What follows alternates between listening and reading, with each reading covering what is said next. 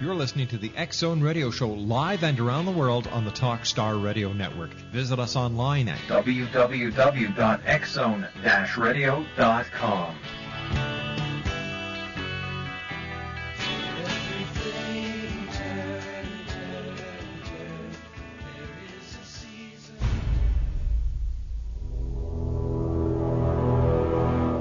The X Zone radio and TV show is largely an opinion talk show. All opinions, comments, or statements of fact expressed by Rob McConnell's guests are strictly their own and are not to be construed as those of the X Zone radio and TV show or in any manner endorsed by Rob McConnell, Relmar McConnell Media Company, Talkstar Radio Network, its affiliated stations, or employees.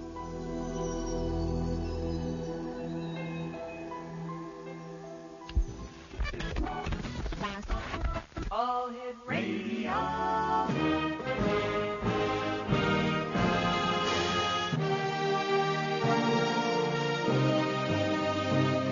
Welcome to the X Zone, a place where fact is fiction and fiction is reality. Now, here's your host, Rob McConnell.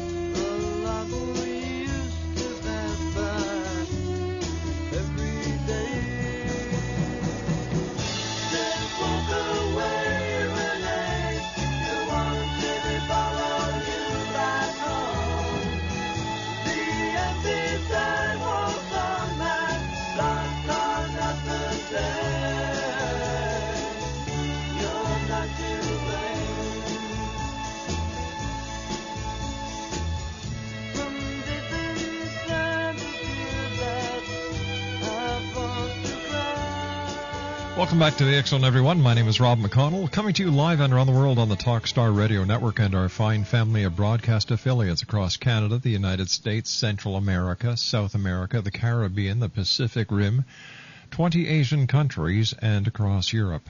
If you'd like to give us a call, our toll-free number is 1-877-528-8255. My email address is xzone@talkstarradio.com and on MSN Messenger, talkstarradio@hotmail.com. And our new website, www.xzoneradiotv.com. My guest this hour is Stephen LaChance. He is a radio host and producer who does a morning drive time show in Washington, Missouri. His story was featured on the Discovery Channel's A Haunting and in the Booth Brothers documentary, The Possessed, to be released in October of 2008. His book, The Uninvited, The True Story of the Union Screaming House, will be released on September the 1st, 2008 by Llewellyn Worldwide, and is available for pre-order Exonation at Amazon.com. He also appears in Children of the Grave, another documentary by the Booth Brothers. Stephen's experiences at the Union House inspired him to form the Missouri Paranormal Research, which he left in 2007 in order to help people privately in extreme haunting situation. He has successfully investigated and concluded many cases. Stephen speaks at paranormal conferences and will be traveling across the United States with Haunted Survivor, the tour starting in January 2009. And Stephen LaChance, welcome back to the X Zone. Nice having you with us tonight, Steve, and congratulations on your new book. Thank you, Rob. Good to be back. It's good to talk to you, my friend. Good talking to you, too. What's been new you've been really busy since you and I last talked. I have Holy been cow. incredibly busy. I wrote a book since I talked to you last, my friend. Yeah, you sure did.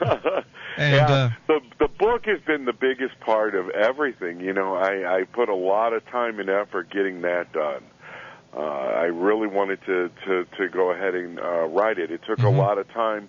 You know, when the last time I talked to you, I wasn't sure if I was going to do it or not. I finally decided to go ahead and do it. And so I was kind of in hiding for a while. Why? Well, because I went in hiding to write the book, and I was filming, and I was doing these private cases, and that's what I was doing. So, you know, it took a lot of my time. So that's I where was you kind of out of the to. public eye for a little bit. So that's where you disappeared to, huh? Yeah, that's where I disappeared to. So, and now that the book is ready to come out in September, I'm coming out a little bit more. So you must be really excited.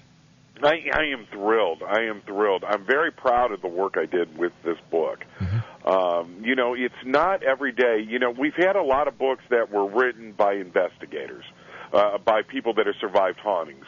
But not many of the people that have survived hauntings actually turned into someone like me that goes out and helps people that now live through it.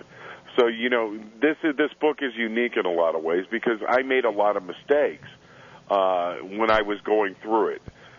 This was a 4-year period that I lived in. And for the listeners that don't understand, The Uninvited is my personal story. It's how I got involved helping people. In 2001, if I could tell a little bit. All right, why don't we do this, Steve? Let's take a 2-minute commercial break because when we come back from the break, I promise I won't interrupt you until we have to go to the news. You know how it is being in this industry. There's certain breaks you can skip, and there's others that are hardcore, and I don't want to smash into one tonight. Stephen LaChance is our special guest. He's the author of The Uninvited, the true story of the Union Screaming House. And Stephen LaChance and I will be back on the other side of this commercial break in 2 minutes. My producer tonight is the one and only Batman. For more information on Stephen, visit www.stephenalachance.com, and to get a pre-order of his book, go to amazon.com. The X-Zone with yours truly, Rob McConnell, continues in 2 minutes, right here from our studios in Hamilton, Ontario, Canada, on Talkstar.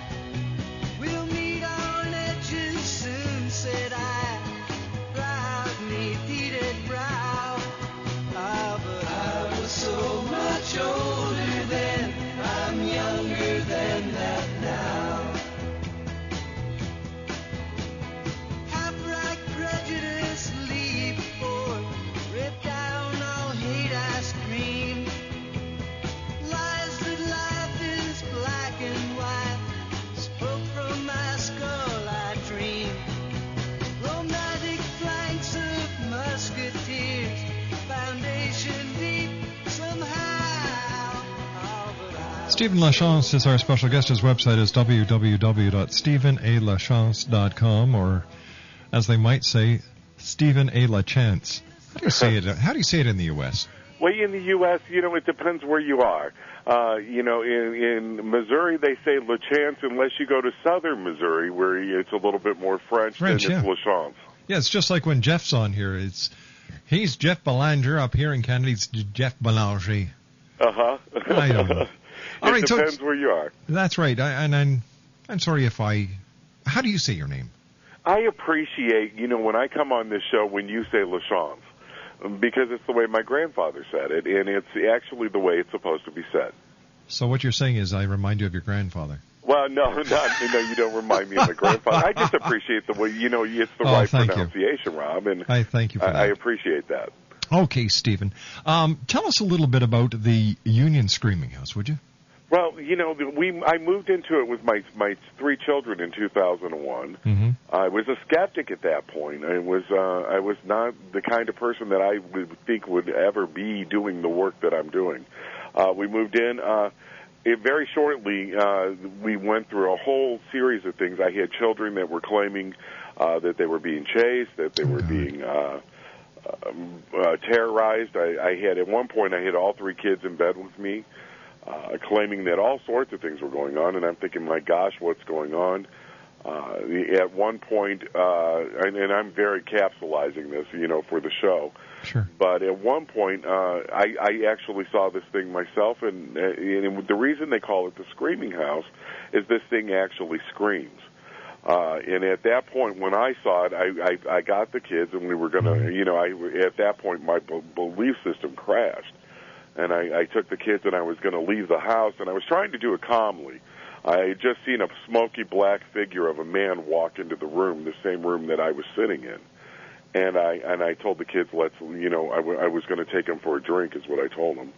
And we got up to leave, and as I went to leave, it was an old house, and I went to put the key in the door.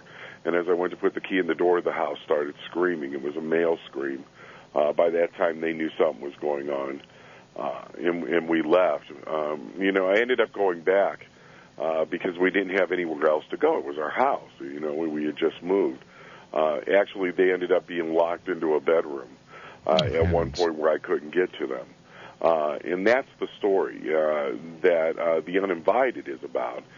This lasted from 2001 through 2005 because I actually went back as an investigator after we moved from the house years later. We left in 2001. I think we lasted a total of 13 days in the house on a total. But it had such an effect on me mentally, emotionally, that it stuck with me, and I actually started doing research, and it's how I became an investigator. I use the word investigator loosely because I think I'm a little bit more than just somebody that investigates these things. I go out and I help families. And that's how I got involved in this, and I actually went back, and I don't suggest doing this. I went back and I actually did research on my own haunting and tried to help a family that was living in the same house that I was living in with dire consequences. And that's what the story's about, and that's what the Screaming House is about. Can you share with us some of the people that you've helped and what their circumstances were? Sure. There's a family down in southern Missouri. That's a good case. A poltergeist case, actually, where the young girl was taken from her mother to live with her grandparents. What happened there, immediately the grandparents started experiencing horrible, horrible things where the house actually started, things started falling around down inside the house. All their belongings started crashing down around them is the best way to describe it. What we found out from there is the agent, with a poltergeist case, usually there's an agent. The young girl was in such mental distress, spiritually, emotionally, that, once we got her some spiritual counseling, they weren't letting her see the mother. We were able so she could start seeing the mother. That a lot of that was settled. That was a big case, I thought, because at one point I remember Rob standing in the middle of the living room with the grandfather, he was about 77 years old. Brand new television. I remember it was an RCA widescreen that literally a basket. It was a wire basket. It had been thrown, and this television was crashed. I had a lamp thrown at my head during that case. But this gentleman standing in the middle of the living room with me, and I remember looking at him, and he's, this is typical of these type cases, and he's looking at me and he's crying, and he's like, "Please help me." Wow. That kind of thing. That's the kind of emotion that, these people are going through. They want help. And that's the thing that I can remember going through is, I wanted help. I wanted somebody to reach out and help me, and that's the kind of thing we do. Is we go out and we look for these cases, and when we come across them, we help these people and we guide them. Just a recent case, family, a young boy that was being terrorized by something. We actually saw a video first of it. He was not sleeping.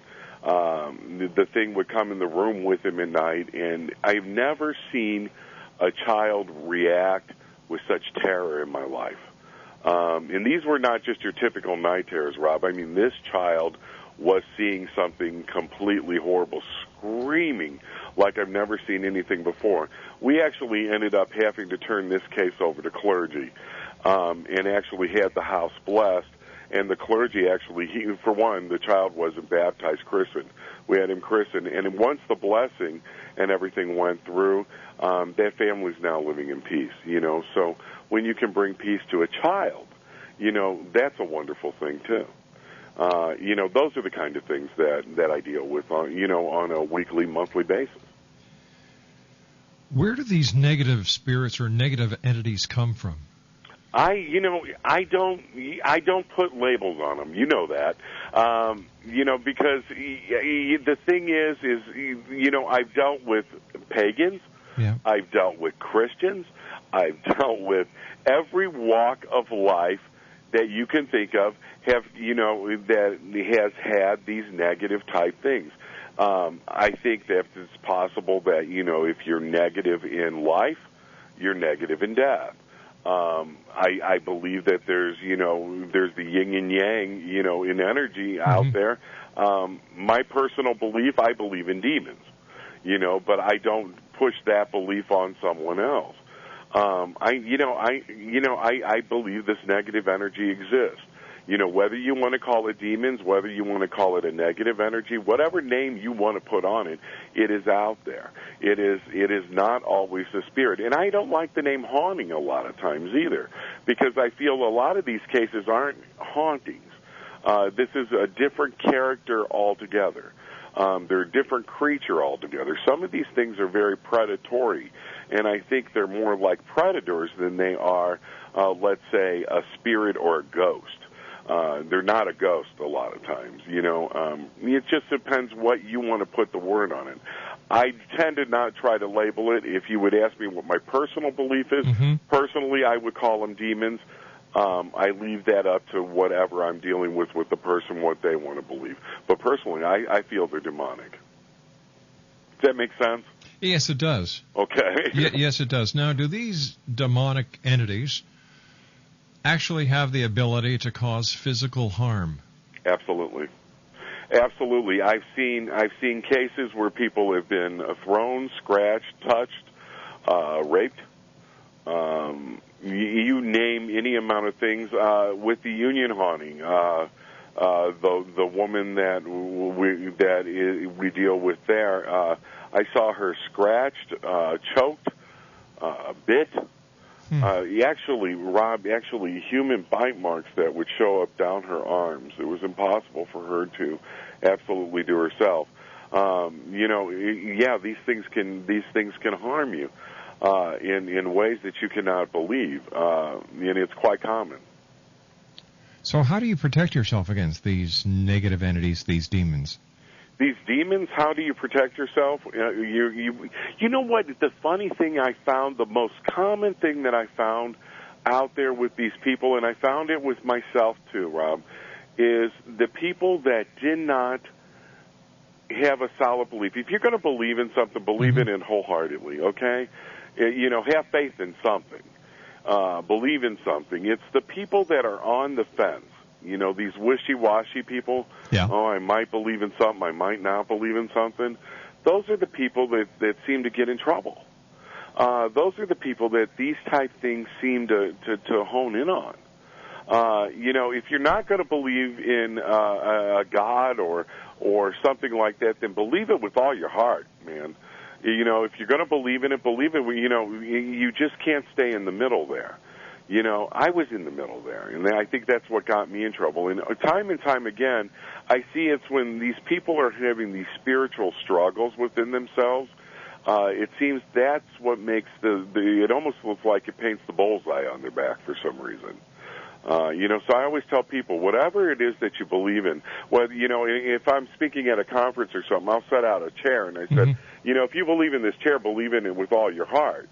Don't be sitting on the fence, because if you don't believe in this with all your heart, that's when you're going to get in trouble.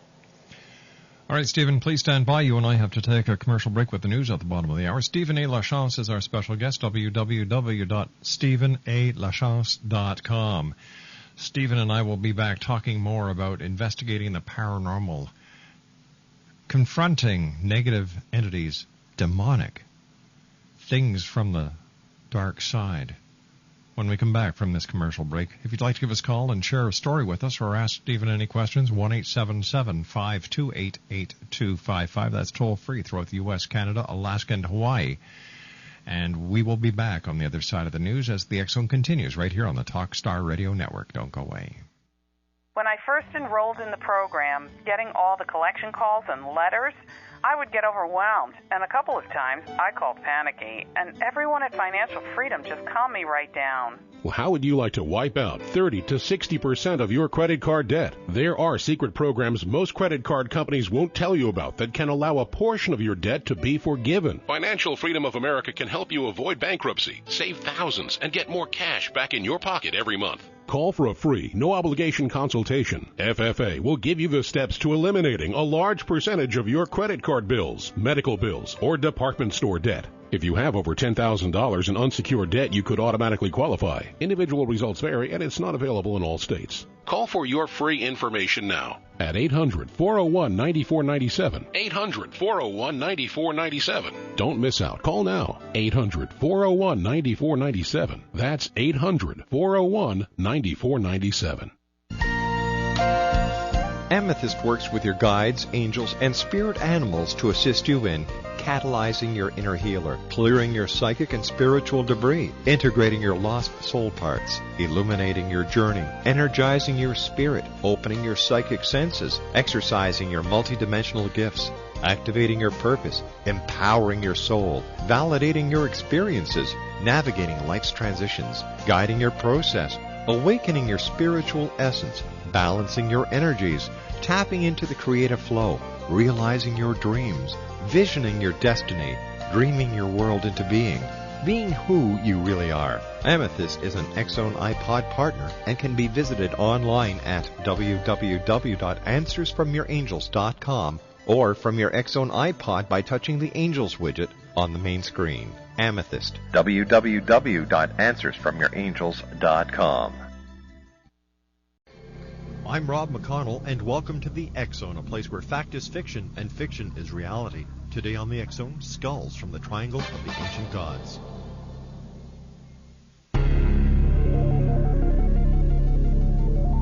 It was high in the mountains of Peru where Canadian television producers B. and Bob Connolly discovered the giant elongated skulls of an ancient civilization that may be in fact the key to the extraterrestrial connection. Their interactive CD, In Search of Ancient Wisdom, contains several photographs of these skulls, which includes animation that depicts the similarity of the skulls to the ancient statues of King Akhenaten of Egypt. Elongated skulls and conehead skulls have also been discovered in the shadow of the Great Pyramids in Egypt and near the ancient Aztec temples in Central America. Elongated skulls, terrestrial or extraterrestrial? Hi, this is Eric Rawls of Cosmoverse.com, and you're listening to Rob McConnell in the X-Zone. Hi, this is Blade Runner, and you are listening to Canada's #1 paranormal radio show, The X-Zone, with Rob McConnell.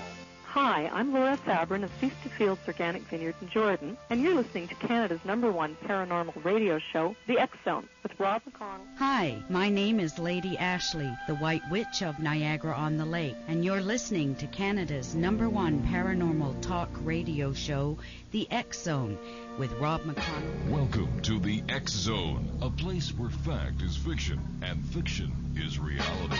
Now, here's your host, Rob McConnell. If you want it, here it is. Come and get it.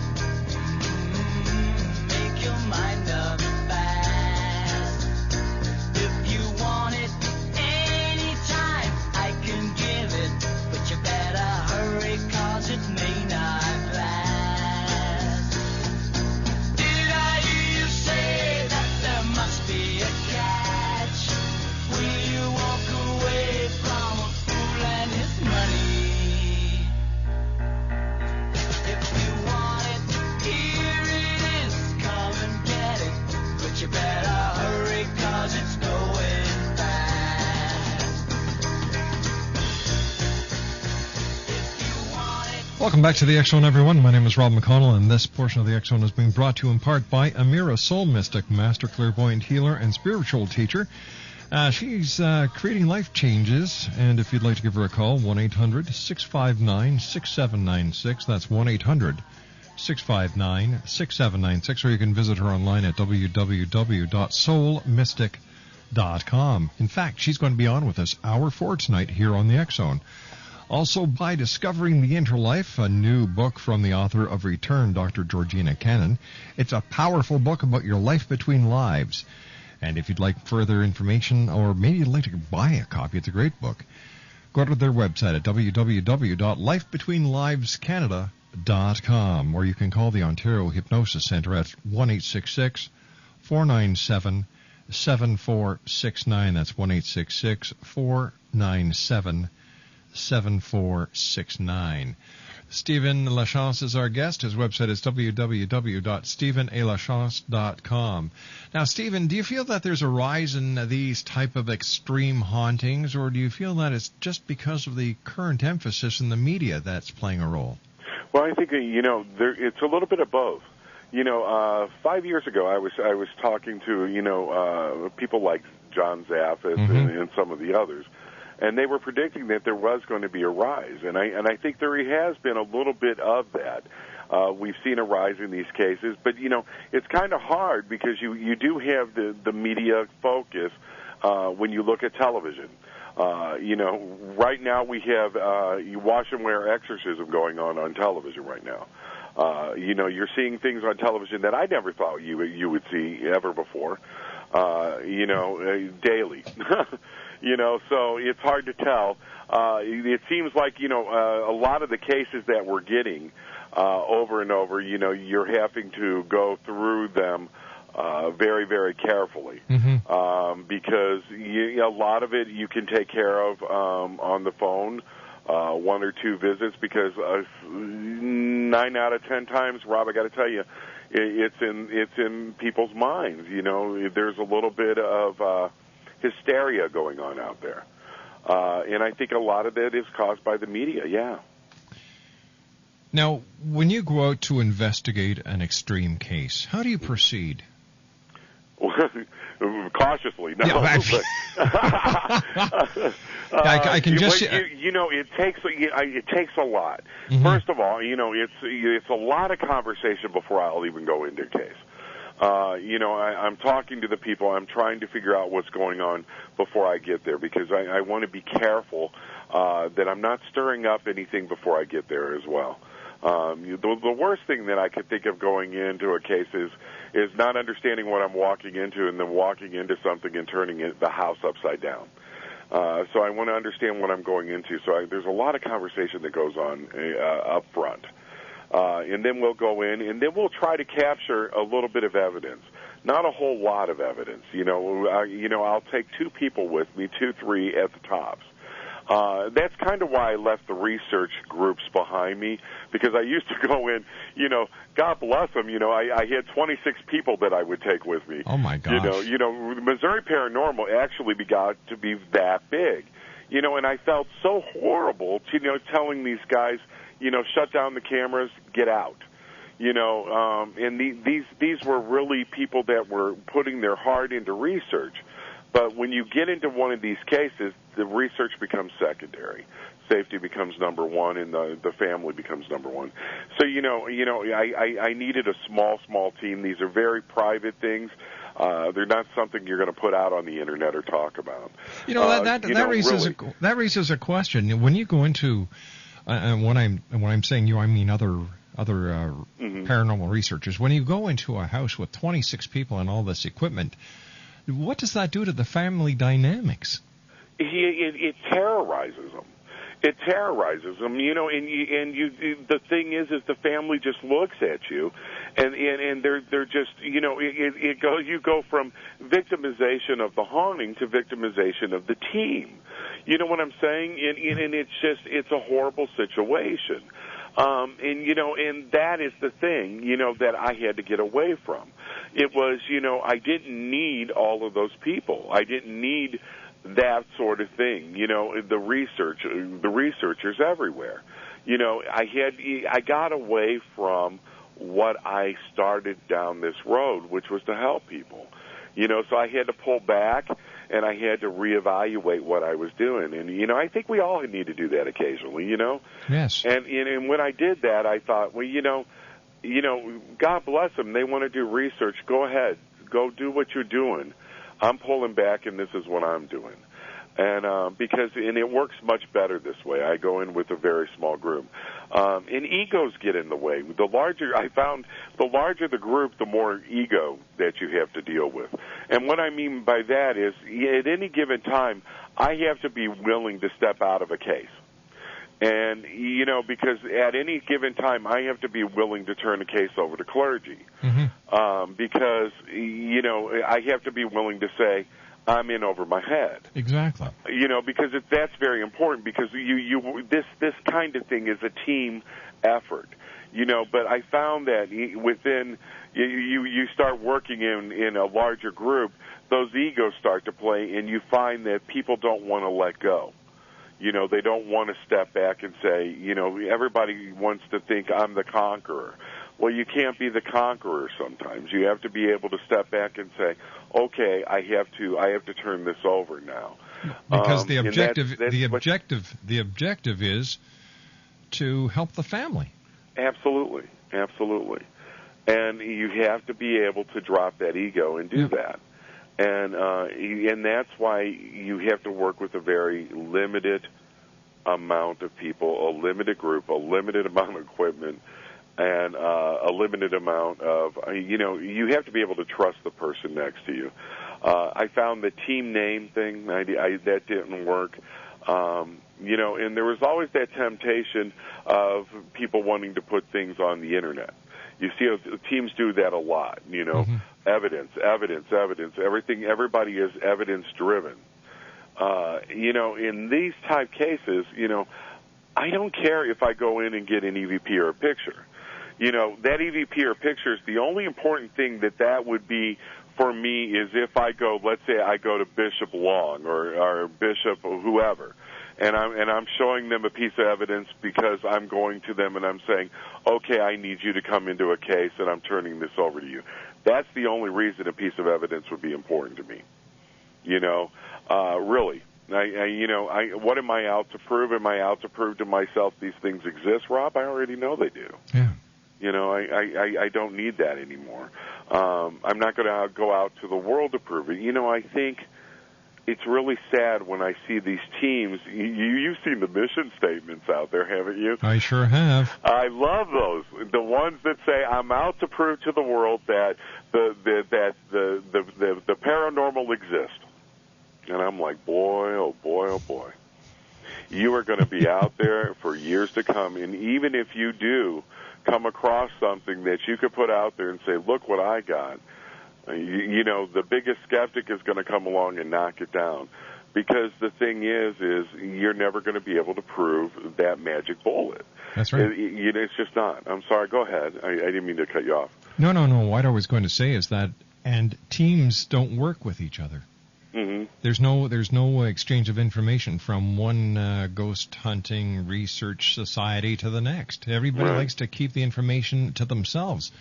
And it's the same thing in ufology. It's the same thing with Sasquatch. It's the same thing with crop circles, whatever. Everybody wants to do it themselves, and if they work together as a team, they'd get they would get so much ahead that it's ridiculous. Why don't they work together?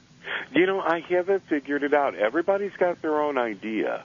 But I found that there's this subculture of those that are out there doing this work that is there to help. And that is what the goal is, and that is what they're doing, and that is what they're accomplishing, and nothing else matters. And I got to tell you, it is the most rewarding, wonderful work that I've seen and that I've enjoyed, and you know, and that is what I've been doing and what I've been focusing on.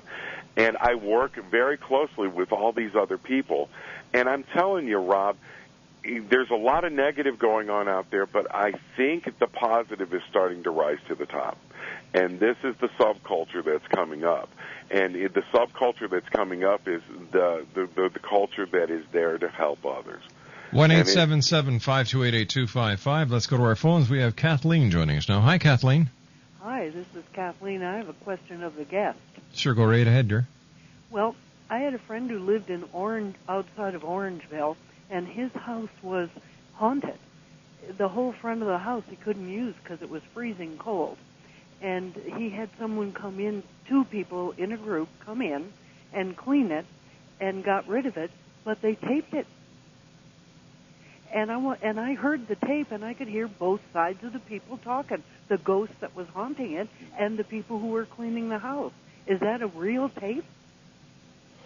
Absolutely. You can surely get EVP just like that. And by the way, Rob, you know who this is talking to us? No, I don't.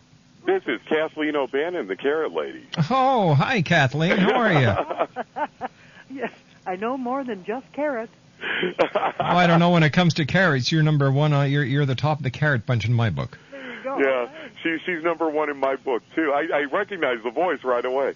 Yeah, Kathleen, you know that's quite common. You know, as a matter of fact, there's a couple. You know, one of the things that I'll do with interview is I'll always set down a tape recorder next to me as I'm interviewing somebody, because there is a lot of times that you'll capture voices, especially in extreme cases and in a lot of demonic cases, that we'll capture voices around, and that's how we'll make determinations. Actually, one of the cases that I participated in an exorcism, an out-and-out exorcism, how they made the determination is we had a tape running during the interview process, and it actually was the evidence that we needed that actually got the exorcism performed. Wow, cool. All right, Kathleen, thanks very much for joining us tonight. Great talking to you. You take care of yourself. I'm glad to have the answer. I always worried whether this was a made-up deal or not, and now I can see you really did have a group come in and clean. There were only 2 people. Thanks so much. You take care, sweetie. Yeah, bye. Bye-bye. Bye-bye. Oh, that was a nice surprise. What kind of when the exorcism gets authorized, was it authorized by the church? Well, you know, in this case, it was actually outside of the church. In this case, we were dealing with someone that if I would have brought a church collar into a Catholic collar into this family, yes, we wouldn't have been able to. I had to go out evangelical to bring in. That happens. But sometimes, the majority of the time, you have to go through the church and you have to get authorization. What kind of things were happening during this exorcism? In this case, Rob, this was scary because you had a 4-year-old girl who was being told to kill her 4-month-old brother. Oh, boy. Yeah. And the mother was actually the one that was, the possession was absolutely going through.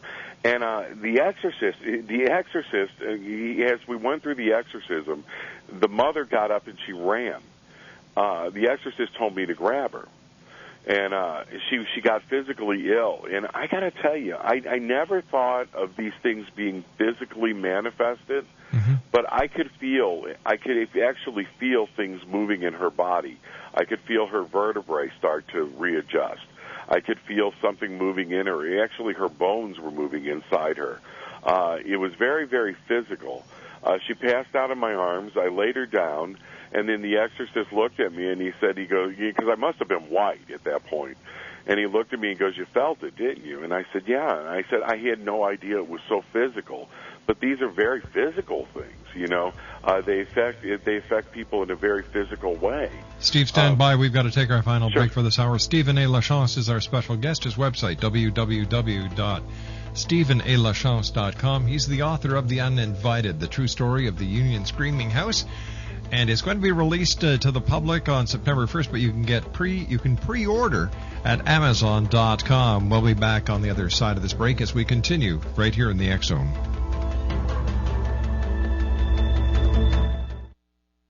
If you've ever wondered about past lives or even life between lives, and you think the whole idea is a little strange, you're not alone.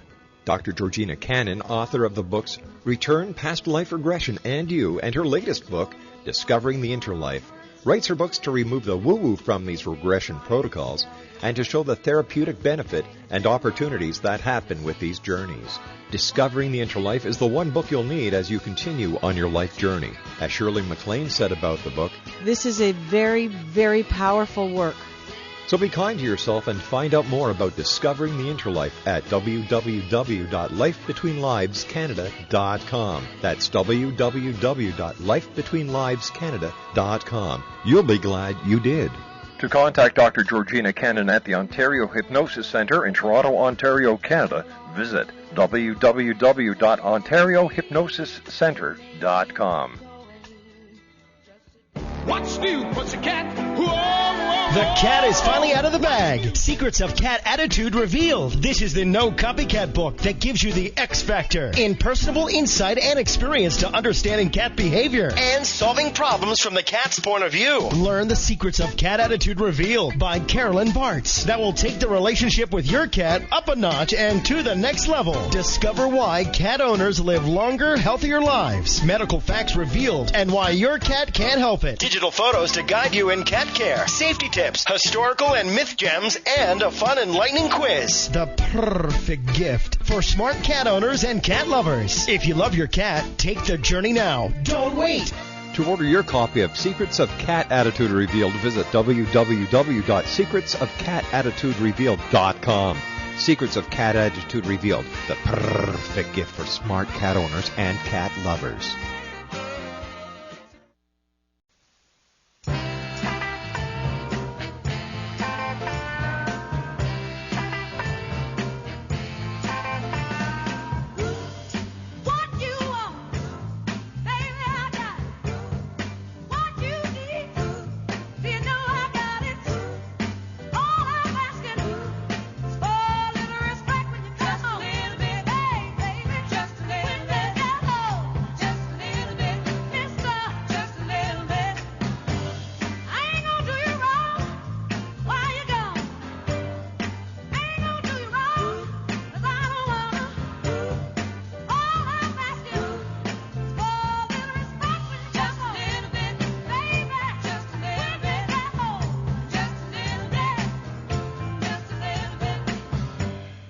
Stephen, after an exorcism is performed or after any major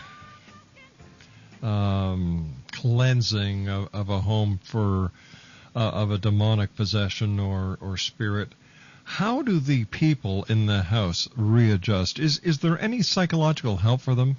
Absolutely. You have to have psychological help. It's got to go hand in hand. Post-traumatic stress. It goes hand in hand with it. You got to remember, one of the things that the demonic wants to accomplish is it wants to destroy the psyche. So there is emotional damage that's done.